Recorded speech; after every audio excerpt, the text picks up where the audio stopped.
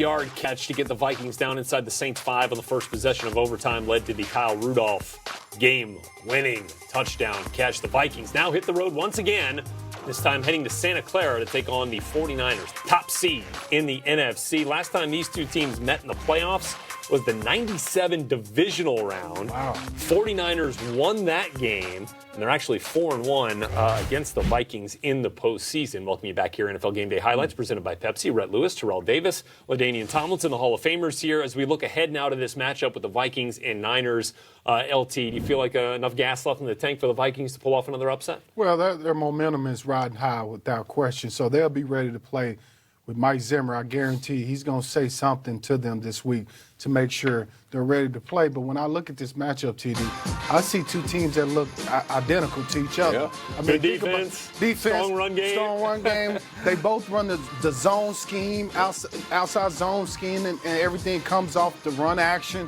with the quarterback trying to get the ball down the field. Great. Both of them have great defensive lines. The key to me is D Ford. Will D Ford be back for the 49ers? If he's back, that defensive line for the 49ers, they are tough to stop. In my opinion, they are the best defensive line in football this year. Well, and TD, there's a reason why these two teams do look at least a little bit similar, and that's because of the Gary Kubiak influence in Minnesota, right? Yes, indeed. Gary Kubiak, they're advisor in Minnesota to Kevin Stefanski, and of course Kyle Shanahan. They all came from the Mike Shanahan. There it is. Kubiak was my coach, and of course Kyle and Mike. So it's all the same family. It's the same offense. I've talked to Kub many years, and I always ask him, like, could I play in this offense today? He'd be like, yes, you could. We don't change a whole lot. And Kyle does the same thing. They just change there's a fullback or it's the tackle. They might swap assignments. That's it. But it is.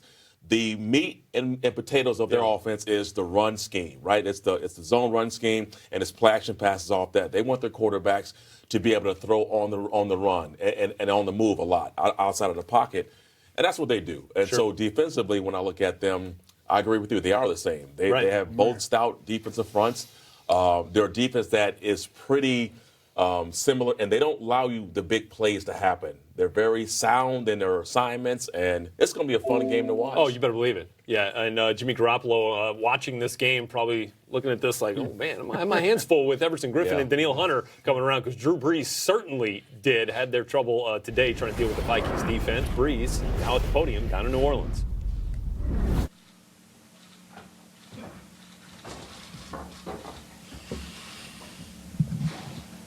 Go ahead. What's your prevailing emotion right now, Drew? Yeah. I mean, listen, it was a hard-fought football game. And we played a really good team today.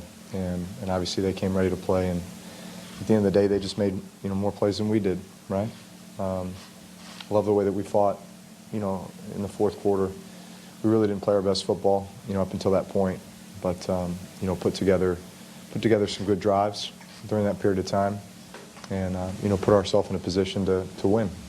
But unfortunately, again, they just made a few more plays than we did. Did they surprise you with anything they did, or did they just execute for the first 3.5 quarters? No, I'd say, looking back, there was probably some, bigger play opportunities that we just, missed on, whether, hey, they're just, they got to me before we could, we'd have a chance at it. We had a hard time staying on the field there early on, just a couple of those drives, not really ever getting going. So, and again, you play, that's a great defense. It's a well-coached defense, and so you understand at times it's going to be a battle, and you're going to play the field position game, which we did. But, I'd say, special teams played well, gave us some opportunities. I did feel like, early on in that game, man, we were starting backed up a lot, So, they were making us have to, march the field. But, again, didn't play great for the first 3 quarters, or at least just, didn't feel like we were able to get, drives put together and play with great tempo and that kind of thing. And it wasn't until the fourth quarter that, things got cranked up. Drew, because of that, the interception before the end of the first half, just because of the slow start, do you feel like you kind of needed a shot or a big play? Well, you know, we were trying to kind of catch him off guard, you know, and so felt like Teddy was making his way over the top, and, you know, guy made a nice play. Is the hardest part, or one of the hard parts of this right now, knowing the reality that it's hard to keep the same group together, you know, from one year to the next? Sure, and that's the league that we're in. You know, that's just the world we live in.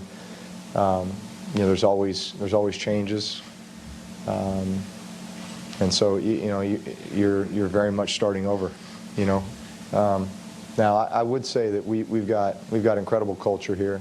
We've got a great foundation built, and we know that there's a stable of guys that are going to be here a long time. You know, and so then you always spend the off season, you know, finding the other pieces, right? The complementary pieces, whether it be through the draft and free agency, and you know, you never know how that's going to shake out. But bottom line is, I know the environment that whoever, you know, comes in from the draft or free agency or whatever, I know the environment that they're coming into, right?